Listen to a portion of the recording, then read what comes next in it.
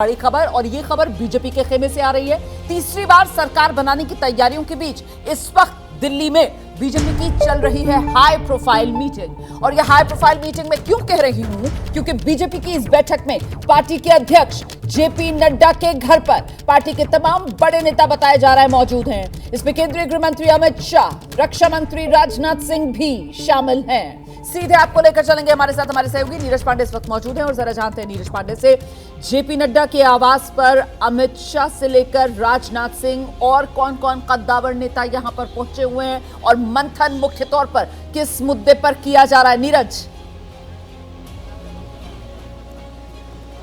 देखिए रोमाना, मंथन तो सरकार के गठन की तैयारी और सरकार के शपथ ग्रहण समारोह के ग्रैंड बनाने की हो रही है। और इस समय मैं जहां पर हूं, ये दरअसल जेपी नड्डा का आवास है। जेपी नड्डा के आवास में ही तीन बड़े लीडर्स यानी जेपी नड्डा, राजनाथ सिंह और अमित शाह, ये तीनों लीडर्स इस समय अंदर हैं। और 1.5 घंटे से ज़्यादा का समय हो चुका है इस बैठक को। 1.5 घंटे से इस बैठक में तमाम विषय होंगे, लेकिन एग्जैक्ट क्या विषय है, सिर्फ एक ही विषय है कि ग्रैंड इस पूरे समारोह को ग्रैंड बनाना है या मंत्रालय किस मंत्री, कौन मंत्री बनेगा, कौन नहीं बनेगा, किसको क्या मंत्रालय दिया जाएगा। जो घटक दल हैं एनडीए के, खबरें थी यहाँ पर अश्विनी वैष्णव के पहुंचने की खबरें थी और कहा जा रहा था कि 1-on-1 जो सहयोगी हैं उनके साथ संपर्क साधने के लिए जिम्मेदारी जो है वो पार्टी के अलग अलग बड़े नेताओं को बांटी जाएगी। उसको लेकर क्या है खबर, नीरज?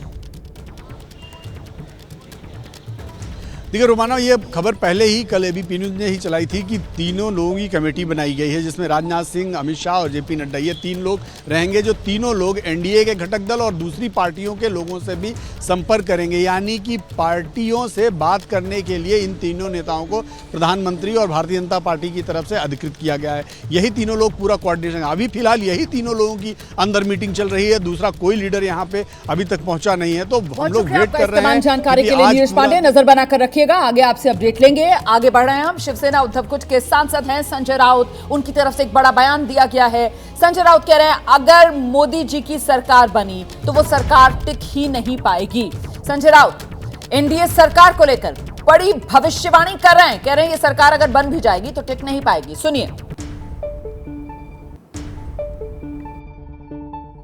मैं बार बार कहता हूं, मोदी जी की सरकार नहीं बनेगी और बनी तो नहीं टिकेगी। आगे बहुत कुछ होने वाला है। मैं तो ये नहीं कहूंगा कि पिक्चर अभी बाकी है, मैं ये कहूंगा कि पिक्चर शुरू हुआ है, एंड बाकी है। तो इंडिया गठबंधन, कमोबेश इंडिया गठबंधन में भाव यही बना हुआ है कि साहब अभी तो पिक्चर शुरू होगी और इंडिया गठबंधन इसी बात को लेकर ताक में बैठा हुआ है कि कहीं ना कहीं अगर ये सरकार बन जाएगी तो चल नहीं पाएगी, क्योंकि सहयोगियों की बैसाखी और उस बैसाखी में जो तालमेल है, संतुलन है, वो बीजेपी नहीं बना पाएगी। ऐसे में सवाल अब जो हम आपके सामने लेकर आ रहे हैं, लेकर आइए जरा सवाल। मोदी 3.0 की ये सरकार बनने की जो बारी आई है, इसमें किस तरीके से गठबंधन के जो साझेदार हैं वो अपनी हिस्सेदारी को लेकर सवाल उठा रहे हैं। मोदी 3.0 की घड़ी आई, पार्टनर्स की डिमांड आई, यही सबसे बड़ी मुश्किल इस एनडीए सरकार के सामने रहेगी। राकेश शुक्ला जी?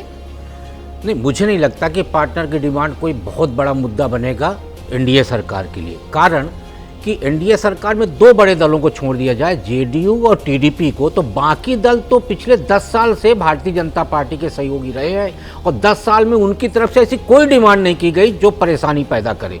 इन दोनों की तरफ से भी कोई परेशानी पैदा होगी उसका मुझे नहीं लगता कि कारण है।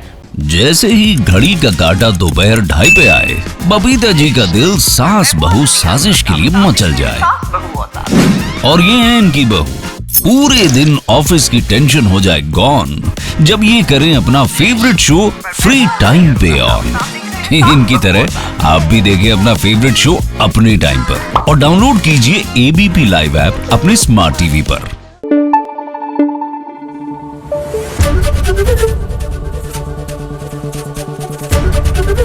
एबीपी न्यूज आपको रखे आगे।